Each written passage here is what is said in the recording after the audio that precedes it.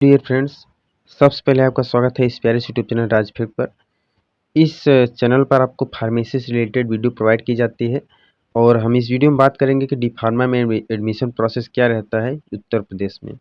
आइए हम जानते हैं, यदि कोई भी स्टूडेंट्स जो यूपी से हैं या अदर स्टेट से हैं, अगर यूपी से डी फार्मा करना चाहते हैं तो क्या क्या प्रोसेस रहता है यूपी में, हम इसके विषय में जानते हैं। एलिजिबिलिटी एंड क्राइटेरिया क्या रहता है, इसके विषय में भी जानते हैं हम। तो स्टूडेंट्स को 12th पास आउट होना चाहिए विथ पीसीबी और पीसीएम। पीसीबी यानी फिजिक्स केमिस्ट्री बायोलॉजी और पीसीएम मतलब फिजिक्स केमिस्ट्री मैथ। या तो स्टूडेंट्स फिजिक्स केमिस्ट्री बायोलॉजी से पास आउट हो या फिजिक्स केमिस्ट्री मैथ, यानी साइंस स्ट्रीम से तो होना फिक्स है। उसके बाद जब स्टूडेंट्स एडमिशन लेना चाहता है तो उसने अपना मन बना ही लिया कि हम यूपी से डी फार्मा करेंगे, तो उसको जी कब एंट्रेंस एग्जाम देना होता है। ये सभी स्टूडेंट्स के लिए कंपल्सरी है, बगैर इसके एडमिशन नहीं होगा यूपी में। जी हाँ। अब जी कब का जो फार्म आता है वो कब आता है, तो फेब्रुअरी मंथ में आता है और अप्रैल मंथ तक इसका फॉर्म फिलअप का कार्य चलता है। अब एग्ज़ाम की बात करें, जीकप एग्ज़ाम जो होता है वो होता है जून में। जून में इसका एग्ज़ाम होता है और रिजल्ट आउट बहुत जल्दी हो जाता है।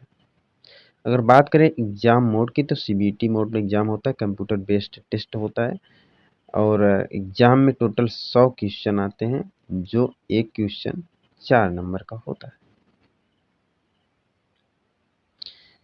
टोटल 100 क्वेश्चन में 50 क्वेश्चन जो होता है बायोलॉजी का होता है, 25 जो होते हैं वो केमिस्ट्री का होता है और 25 फिजिक्स का होता है।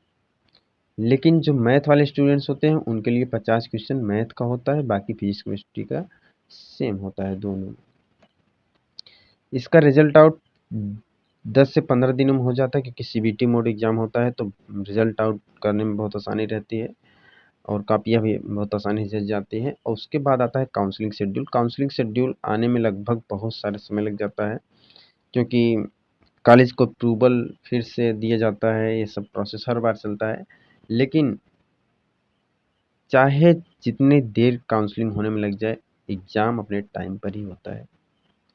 कई बार तो काउंसलिंग जनवरी माह तक चला जाता है, लेकिन एग्ज़ाम जून में फिक्स होता है, जबकि ईयरली एग्ज़ाम होता है। लेकिन ज़्यादातर चांसेस रहते हैं कि अक्टूबर से नवंबर तक काउंसलिंग हो जाए, ऐसा देखा जाता है। बात करें कि आपका रिज़ल्ट आ गया है और काउंसलिंग शेड्यूल है, आ गया है और आपके अंडर 1000 रैंक है, तो क्या आपको सरकारी कॉलेज मिलेगा? देखिए, हम एक अलग से वीडियो बना देंगे कि यूपी में डिप्लोमा इन फार्मेसी के कितने कॉलेज हैं, इसकी वीडियो हम बना देंगे। लेकिन ओवरऑल अगर बात करें तो 200 से 250 कॉलेज डी फार्मा के हैं यूपी में। हुँ? तो अंडर 1000 रैंक है तो बहुत मुश्किल है कि आपको सरकारी कॉलेज मिल जाए। लेकिन अगर अंडर 500 है तो मिल सकता है आपको, बशर्ते काउंसलिंग आप सही से कराएँ। अगर आपका अंडर 250 है तो आपको सरकारी कॉलेज मिलेगा ही मिलेगा। आप बहुत अच्छे से काउंसलिंग कराइए, बहुत सावधानी के साथ आपको कॉलेज मिल जाएगा। अब कॉलेज मिलता है तो सीट अलॉटमेंट होता है, तो जिस कॉलेज में आपको सीट अलॉट हुआ है अ, उस सीट अलॉटमेंट लेटर को ले लीजिए और डीवी कराने चले जाइए। कहाँ पर? Government polytechnic college. District district government polytechnic college होता है, उसमें लिखा रहता है किस कॉलेज में आपको कराना रहता है। ये सब इंडिकेशन प्रोवाइड किए जाते हैं सबको। तो वहाँ पर जाना है आपको अपने डॉक्यूमेंट्स लेकर, और वहाँ पर डॉक्यूमेंट्स वेरिफिकेशन कराना होता है। जैसे अगर प्रयागराज की बात करूँ तो डिस्ट्रिक्ट कॉलेज यहाँ पर है, हंडिया पॉलिटेक्निक कॉलेज, यहाँ पर भी होता है और सारे कॉलेज हैं। नाम तो मुझे सभी कॉलेज का नहीं मालूम है। तो उस कॉलेज में आपको जहाँ पर डॉक्यूमेंट्स वेरिफिकेशन कराना होता है, वहाँ पर सभी पे आपको डॉक्यूमेंट्स ले जाना होता है। जैसे 10 की मार्कशीट, 12 की मार्कशीट, जी कप एंट्रेंस एग्ज़ाम का एडमिट